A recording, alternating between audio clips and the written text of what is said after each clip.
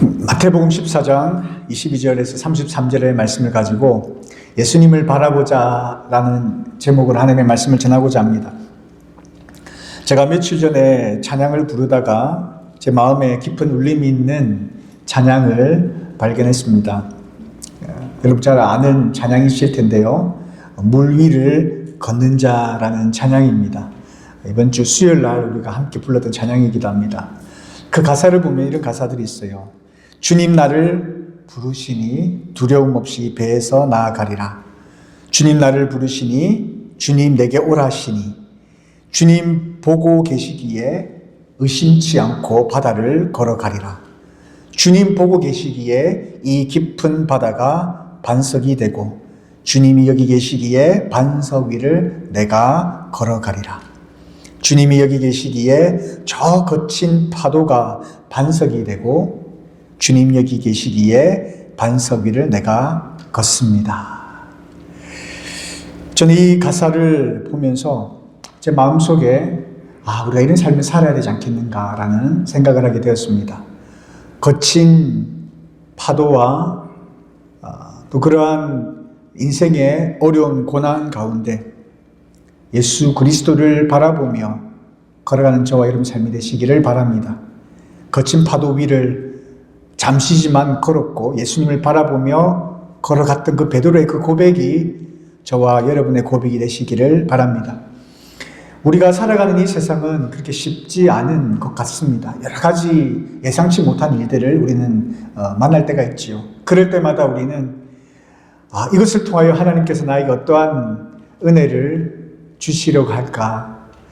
이 어려움을 통하여서 하나님께서 또 나에게 어떠한 메시지를 주시려는 걸까? 기대하기보다 우리는 먼저 염려합니다. 걱정을 합니다. 두려워합니다. 마치 그 베드로, 그 제자들이 거센 풍랑 가운데 두려워 떨며 있었던 그 모습처럼 그 바다 한가운데 벌벌 떨며 두려워했던 그 제자들처럼 우리는 이 세상을 그렇게 살아가고 있는 것 같습니다. 그러나 그곳에 예수님이 계셨고 예수님이 계셨기에 그는 그 바다 위를 걸어갈 수 있었던 것입니다. 마찬가지로 우리가 살아가는 이 세상이 아무리 힘들고 어렵고 앞이 보이지 않는 미래가 불명확한 그러한 상황 속에 우리가 걸어간다 할지라도 살아계신 하나님을 바라보시면서 믿음으로 걸어가는 저와 여러분의 삶이 되시기를 바랍니다. 오늘 이 말씀을 통해서 하나님께서 우리에게 주시는 그 음성을 듣고 그 음성을 우리 마음에 새기고 또 우리에게 주어지는 삶의 현장 속에서 힘차게 그렇게 살아내는 복된 주의 자녀들이 될 때에 하나님께서는 우리에게 큰 은혜를 주실 줄 믿습니다. 저는 오늘 본문의 말씀을 통하여서 세 가지를 살펴보려 합니다. 그 첫 번째는 믿음의 근거가 무엇인가라는 것입니다. 여러분, 믿음의 근거는 바로 예수님이 하나님의 아들이시다라는 것이죠. 오늘 본문의 말씀을 통하여서 우리에게 하고 계시는 말씀입니다. 본문의 마지막 절에 보면 제자들은 이렇게 고백합니다. 진실로 하나님의 아들이십니다. 진실로 하나님의 아들이십니다. 여러분, 이 고백은 단순히 예수님께서 기적을 베푸시고 난 다음에 그 기적을 보고 감탄해 사는 이야기가 아닙니다. 단순히 예수님께서 물 위를 걸어오시는 그러한 기적의 현장을 경험하면서 우와 대단합니다 라는 그런 메시지가 아니라는 거예요. 구약 성경에 보면 하나님의 사람들이 하나님을 찬양하면서 하나님은 이런 분이십니다 라고 고백하는 장면들이 있습니다. 하나님만이 하실 수 있습니다. 이것은 하나님께서 하시는 일입니다 라는 그런 기록들이 있다는 거예요. 그런데 그 하나님만이 하실 수 있는 그 일들을 지금 예수님이 하고 계셨고 그 모습을 보면서 예수님이 바로 하나님이십니다 라는 그들의 믿음의 고백이었습니다. 욥기 9장 8절 말씀을 보시면 이런 말씀이 있어요. 그는 홀로 하늘을 펴시며 바다 물결을 밟으시는 이시니이다. 욥의 고백이지요. 하나님은 바다 물결을 밟으시는 이십니다. 하나님은 그런 분이십니다 라는 고백이 있어요. 그런데 지금 예수님이 어떻게 하고 계십니까? 물 위를 걸어오고 계시는 거예요.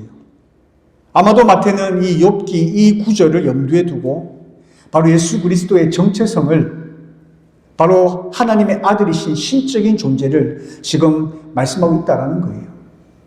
마태가 정말 이 본문을 통하여서 전하고자 하고 싶었던 그 메시지 첫 번째 의도는 뭐냐면 바로 예수님이 누구시라고요? 하나님의 아들이시다라는 것입니다.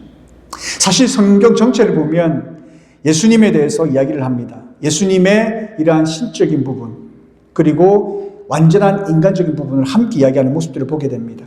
절대로 성경은 하나님을 신화하지 않고 있습니다. 그리스 로마 신화처럼 신화하지 않고 있는 모습을 보게 됩니다.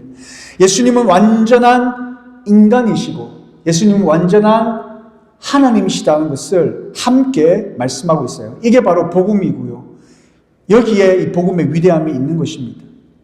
하나님께서는 완전한 사람이시면서 동시에 완전한 하나님이심을 가르치고 있다는 거예요.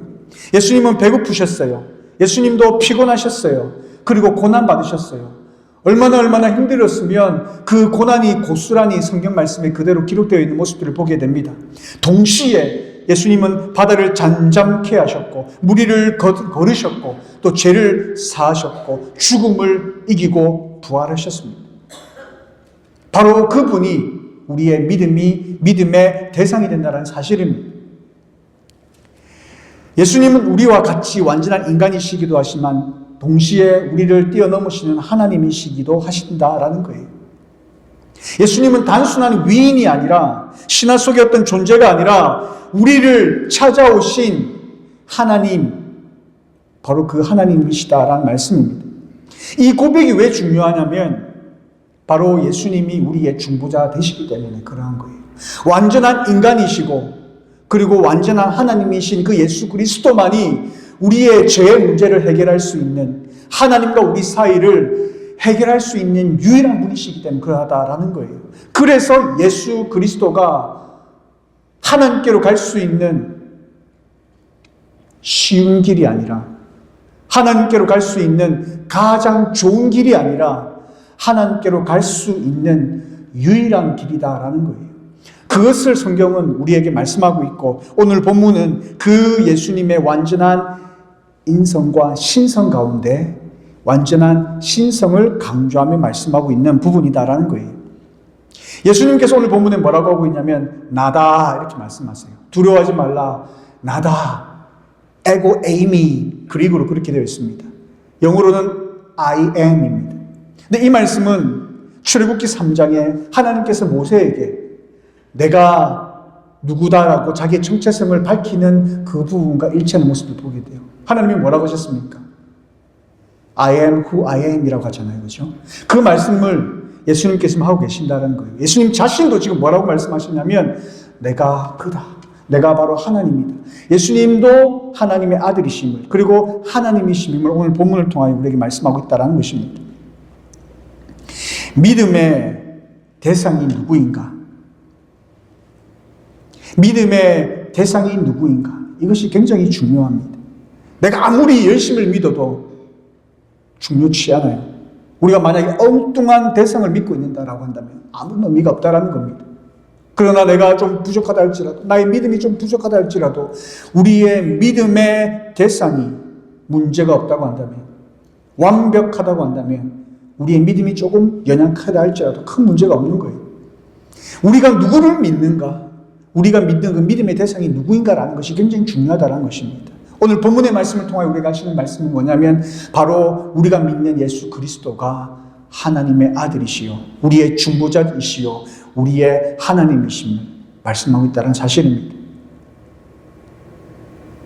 물리를 걸으신 예수님의 그 사건을 통하여서 우리에게 말씀하고자 하는 그 첫 번째 말씀이 바로 예수님이 누구이신가?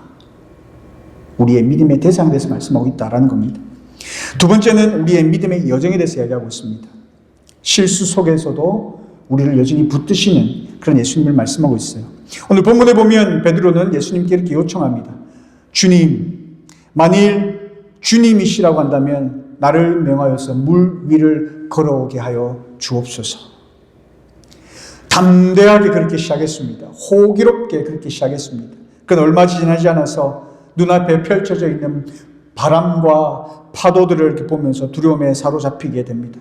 그리고 순간 바다 위를 걸었지만 바다 속에 빠져드는 자신의 모습을 보면서 주님 나를 구원하여 주소서라고 외치는 그런 베드로의 연약한 인간적인 모습을 보게 됩니다.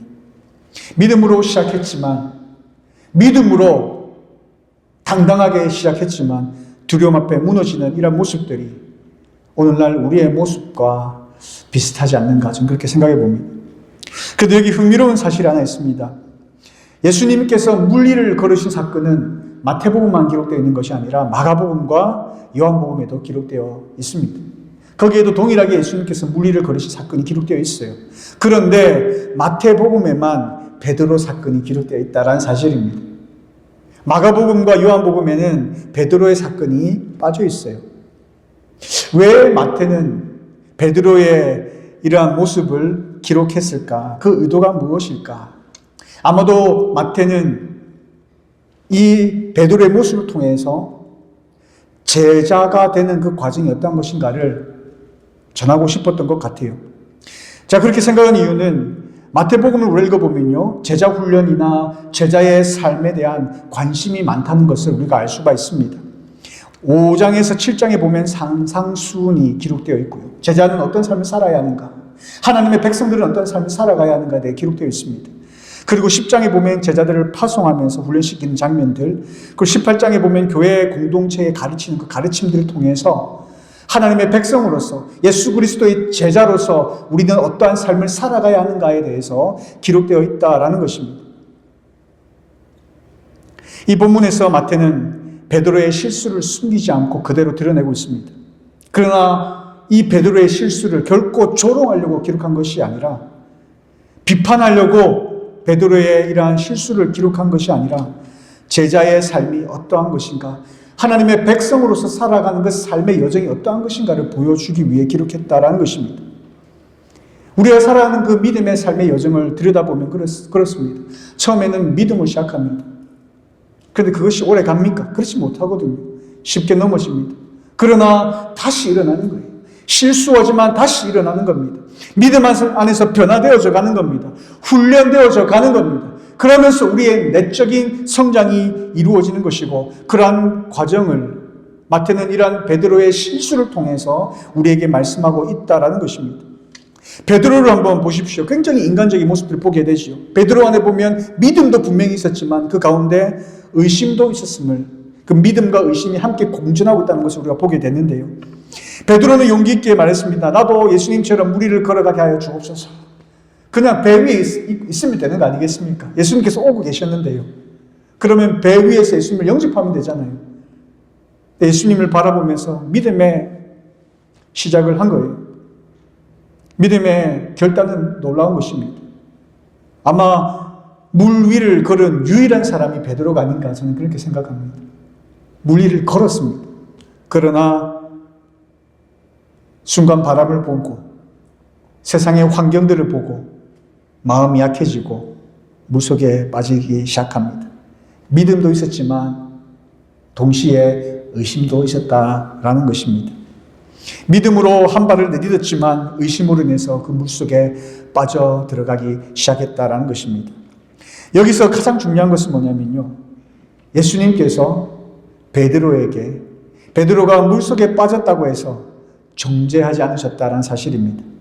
즉시 손을 내밀어 그를 붙잡으셨고, 믿음이 적은 자야 왜 이렇게 의심하느냐, 이 말씀이 에이 의심 많은 놈아 이렇게 뭐라 하신 것이 아니라 격려하는 마음으로 따뜻한 사랑을 담아서 왜 이렇게 의심하니, 왜 이렇게 의심하니, 왜 나를 이렇게 믿지 못하니, 그런 마음으로 베드로를 끌어잡아 당겨주시는 모습을 보게 되는 겁니다. 예수님이 우리를 향한 마음이 그러한 거예요. 비록 우리가 예수님을 바라보면서 믿음으로 살려고 노력하고 결단하고 시작하지만 번번이 넘어질 때 있죠. 그때에 예수님께서 우리를 책망하시는 것이 아니라 우리를 따뜻한 손을 건네어 주시면서 우리를 잡아 이끄시면서 다시금 일으켜 세워주시는 그분이 바로 예수님이시다라는 거예요. 그래서 우리가 하나님의 백성으로서 이 세상을 살아갈 때에 우리가 하나님을 바라보며 믿음의 행보를 시작하고 결단하고 나아갈 수 있어요. 좋습니다. 그러나 넘어진다 할지라도, 쓰러진다 할지라도 포기하지 마시고 우리에게 따뜻한 손을 내밀어 주신 예수 그리스도의 손을 붙잡고 다시 일어나는 저와 여러분의 삶이 되시기를 바랍니다. 마태는 이 말씀을, 이 메시지를 전하면서 그 당시 마태 공동체와 그리고 초대 교회 성도들에게 위로하고 싶었던 그런 메시지였던 겁니다. 당시의 박해와 환란 속에서 고군분투하는 그런 시기였습니다. 믿음을 지키기가 너무나 어려운 순간들이었습니다. 복음을 전해 듣고 예수님의 말씀대로 살려고 노력했던 사람들이에요. 그런데 여러 가지 많은 박해와 핍박이 있기 때문에 넘어졌어요. 쓰러졌어요. 때로는 하나님께서 원하지 아니하는 그런 행동을 하기도 했었다라는 것입니다. 신앙을 지키기가 너무나 어려워서 넘어지고 의심하고 주님을 향한 그 시선을 잃어버릴 때가 많았다는 것입니다. 그때의 마태가 그들에게 했던 메시지가 무엇이냐면 너희가 실패할지라도 너희가 넘어질지라도 예수님은 너희를 책망하시는 분이 아니시라 다시 너희들에게 손을 내밀어 일으켜 세워주시는 분이심을 말씀을 통하여 우리에게 하고 있다는 겁니다. 베드로처럼 우리가 결단하고 넘어질 수 있습니다. 기도한다라고 작정해놓고 작심삼일이면 많이 가지요. 하루 이틀 가서 실패할 수도 있습니다. 주님만을 바라보겠습니다라고 고백하고 주님만을 위해 살겠습니다라고 그렇게 결단하지만 세상을 향하여 우리가 눈을 돌리고 쉽게 우리의 결단을 실행하지 못할 때가 있다라는 것입니다. 그러나 그러한 순간에도 예수님께서는 저와 여러분에게 손을 내밀어 이끌어주는 분이심을 여러분 기억하시기를 바랍니다. 우리 예수님은 실수한 자를 일으켜 세워주시는 하나님이십니다. 그 하나님 앞에 믿음으로 일어서고 다시 시작하는 저 여러분의 삶이 되시기를 바랍니다. 마지막 믿음의 결단입니다. 고난 속에서도 예수님을 바라보라라는 메시지가 오늘 본문의 말씀에 기록되어 있습니다. 아무리 힘들고 아무리 어렵고 포기하고 싶은 그 순간이라 할지라도 우리는 하나님을 바라보고 예수 그리스도를 바라보고 믿음으로 이겨내야 된다라는 것이죠. 제가 앞서 말씀드렸던 것처럼 마태는 베드로의 사건을 기록하고 있습니다. 마가와 요한복음에는 베드로의 사건을 생략하고 있습니다. 왜 생략을 했을까요? 제가 앞서는 왜 기록했을까요를 말씀드렸습니다. 지금은 왜 생략을 했을까? 저는 여기에 그들의 믿음의 시선을 어디에 두어야 하는가를 강조하기 위해서다라고 그렇게 생각을 합니다. 마가복음과 요한복음은 베드로가 물 위를 걷다가 빠졌던 그 사건들을, 그 장면들을 어떻게 보면 의도적으로 생략한 것일 수 있다는 것입니다. 그 이유가 뭘까? 여러분, 오늘 우리가 읽었던 이 본문 앞에 어떤 기사가 기록되어 있는지 혹시 아십니까? 오병이어의 사건이 기록되어 있습니다. 오병이어의 사건이 뭐죠? 물고기 2마리와 떡 5개로 5,000명을 먹이신 사건입니다. 그 사건을 제자들은 그들의 눈앞에서 보았어요. 눈앞에서 보았단 말입니다. 5,000명을 먹이고 배불리 먹어 남았던 남은 그 음식이 12강줄이나 되었다라고 그렇게 기록하고 있습니다. 다 먹이고 배불릴 만큼 그들의 눈으로 그러한 놀라운 기적의 현장에 그들이 함께 했음에도 불구하고 그들은 예수님이 누구신지를 몰랐다라는 거예요. 예수님께서 저 멀리서 걸어오시는데 그들은 두려워 떨며 오히려 예수님을 유령이다라고, 오병이어 사건 정도 봤으면 예수님이 누구신지 정도는 알아야 되는 거 아니겠습니까? 그런데 어려움이 닥치니까 그 이전에 보았던 경험했던 모든 그러한 역사 현장을 다 잊어버리고 그 어려움 현장 속에서 벌벌 떨고 있는 그들의 모습을 바라보면서 베드로의 어떤 실수보다도 마가와 요한은 우리가 누구를 바라봐야 하는가 그 시선을 더 강조하고 있다는 사실을 오늘 본문을 통해 볼 수 있다는 거예요. 예수님을 바라봐야 된다는 것. 무엇을 의미하는 것입니까? 그것은 바로 우리의 시선이 머무는 그곳이 우리의 믿음의 방향이다라는 것이. 너희들이 무엇을 보는가? 어디를 향하여 너희들의 시선이 머물러 있는가? 여기에 대해서 말씀하고 있다라는 것입니다. 베드로는 예수님을 바라보았습니다. 바라보았을 때에는 믿음으로 바다 위를 걸었습니다. 그러나 그의 시선이 예수님이 아니라 바다를 향했고 풍랑을 향했습니다. 넘실거리는 감당할 수 없는 그 파도 앞에 그는 무너져 버렸다라는 겁니다.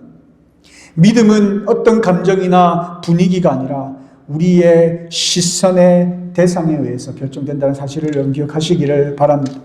히브리서 12장 2절에 보면 믿음의 주요 또 온전케 하시는 이인 예수를 바라보자. 예수를 바라보자. 우리의 삶의 현장 속에서 엄청난 어려움들이 우리에게 닥쳐온다 할지라도 두려워할 것이 아니라 우리의 시선이 예수 그리스도께 고정되어 있다고 한다면 거기서 우리는 시작되어지는 것임을 믿음으로 고백하시기를 바랍니다. 우리가 바라보는 그곳이 우리의 마음이 머무는 곳이요. 우리의 생각이 고정되어야 하는 곳임을 여러분 기억하시면서 하나님을 바라봄으로 이겨내는 저와 여러분의 삶이 되시기를 바랍니다. 현실적으로 우리가 견디기 힘든 그런 고난의 그 순간순간, 두려움의 순간순간, 불확실한 그 순간 속에 있다 할지라도 우리가 예수 그리스도를 바라봄으로, 하나님을 바라봄으로 이겨낼 때에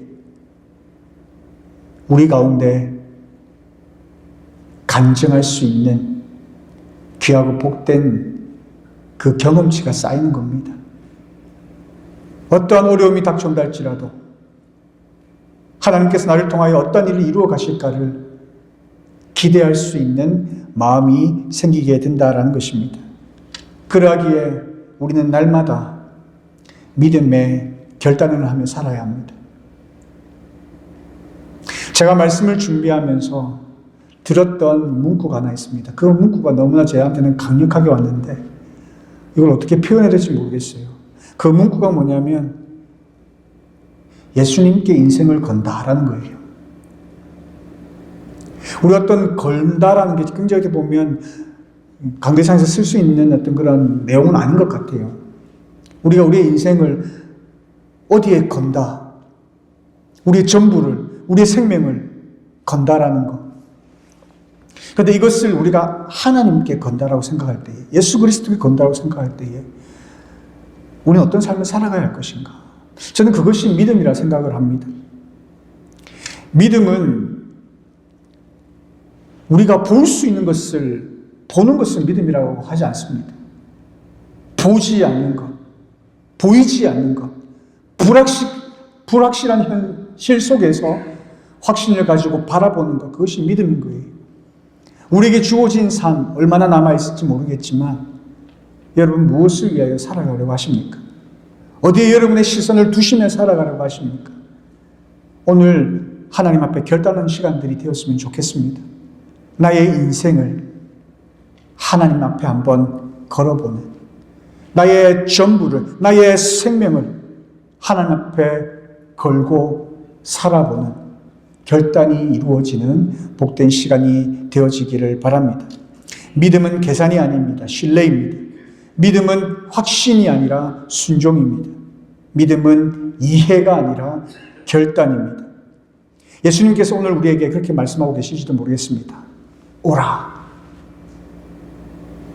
우리 교회가 앞으로 가야 할 방향성이 오늘 이 말씀을 통하여 하나님께서 우리에게 하시는 말씀인지도 모르겠습니다. 우리가 넘어야 할 산이 있습니다. 현실의 벽이 있습니다. 우리가 건너가야 할 그러한 현실의 바다가 있습니다. 예수님께서는 우리에게 오라라고 말씀하십니다. 나를 바라보고 너희의 시선을 나에게 두고 나에게 오라. 하나님은 우리가 어떻게 가야 합니까? 가기에는 높은 산이 있고 벽이 있고 바다가 있습니다. 우리의 힘으로 갈 수 없습니다가 아니라 예수님께 우리의 시선을 고정하고 하나님을 바라보면서 한 발짝 한 발짝 내딛어보는, 한 발짝 한 발짝 내딛을 때에 그 파도가 반석이 되어서 그 반석 위를 걸어가는 저와 여러분의 삶이 되시기를 바랍니다. 그러기 위해 우리가 필요한 것이 세 가지가 있는데, 첫 번째는 말씀 가운데 여러분 머무르시기를 바라요. 하나님의 말씀을 읽고 묵상할 때 하나님을 경험하고 하나님의 음성을 듣게 되고 연약한 우리의 믿음이 단단해진다는 사실을 여러분 깨달으시기를 바랍니다. 그래서 말씀을 통하여 하나님의 성품을 깨닫고 하나님께서 우리에게 주신 약속을 깨닫고 하나님께서 우리에게 부르시는 그 목적, 그 방향성을 깨닫게 되는 것입니다. 그럴 때에 비로소 우리에게 앞으로 나아가야 힘이 생기는 거예요. 두 번째는 여러분 기도로 시선을 고정하십시오. 세상을 바라보면 두렵습니다. 떨립니다. 우리가 이것을 할 수 있을까? 걱정과 염려가 우리에게 다가옵니다. 그러나 기도로 예수 그리스도를 바라볼 때에 감당할 수 있겠다라는 믿음이 생기게 되는 것입니다. 마지막으로 공동체와 함께 하십시오. 혼자 하기는 힘이 듭니다. 그러나 우리가 함께 마음을 모으고 함께 기도하고 함께 찬양하고 함께 하나님 앞에 예배하며 나아갈 때에 하나님께서는 우리를 통하여 놀라운 일들을 이루어 가실 줄 믿습니다. 그러한 하나님을 우리가 경험해 보자라는 거예요. 우리의 삶 가운데 우리를 통하여 일하시는 하나님을 경험해 보자라는 것입니다. 하나님의 살아계심을 경험할 때에 우리는 진짜 하나님의 증인이 되는 겁니다. 예수 그리스도의 증인이 되는 겁니다. 그래서 우리가 하나님의 말씀을 선포하고 전파할 때에 그 메시지에 힘이 실리게 된다는 것입니다. 우리가 함께 찬양할 찬양이 있습니다. 제가 앞선 소개했던 찬양이기도 한데요. 우리가 이 찬양을 하면서 우리의 믿음의 고백이 되었으면 좋겠다는 생각이 듭니다. 그 찬양,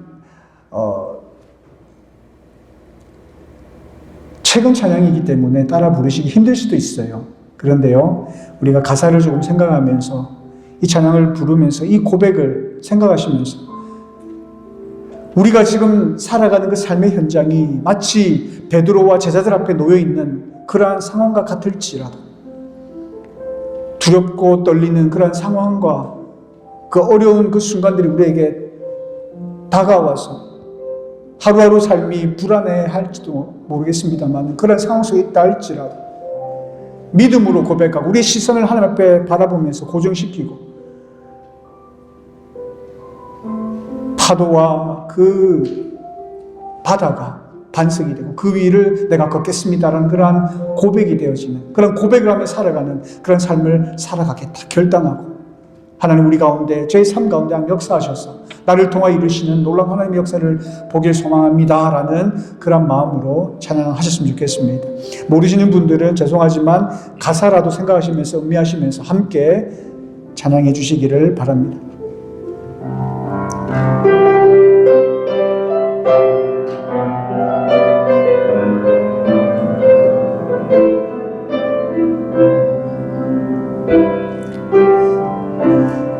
주님 나를 부르시니 두려움 없이 배서 나아가리라. 주님 나를 부르시니 주님 내게 오라시니 주님 보고 계시기에 의심치 않고 바다를 걸어가리라. 주님 보고 계시기에 주님 여기 계시기에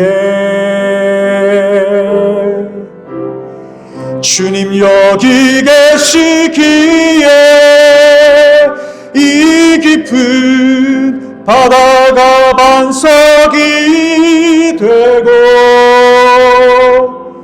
주님 여기 계시기에 반석 위를 내가 걸어가리라.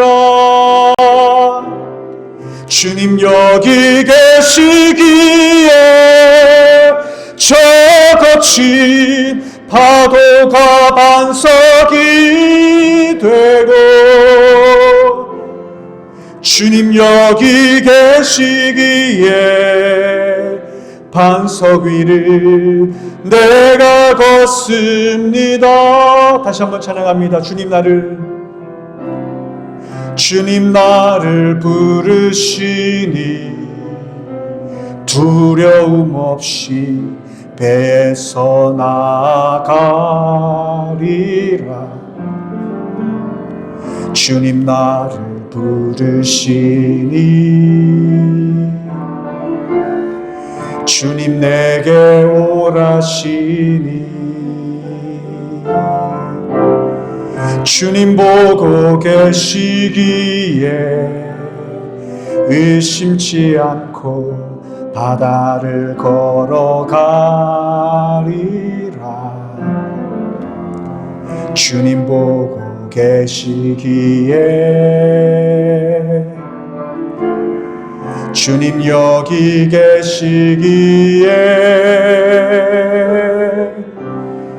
주님 여기 계시기에 이 길을 바다가 반석이 되고 주님 여기 계시기에 반석 위를 내가 걸어가리라. 주님 여기 계시기에 저 깊은 파도가 반석이 되고 주님 여기 계시기에 반석 위를 내가 걷습니다. 주님 여기 계시기에 주님 여기 계시기에 바다가 반석이 되고 주님 여기 계시기에 반석 위를 내가 걸어가리라. 주님 여기 계시기에 저 거친 파도가 반석이 되고 주님 여기 계시기에 반석 위를 내가 걷습니다. 우리 시간 하나님 앞에 통성으로 기도하며 나가는 시간 되었으면 좋겠습니다.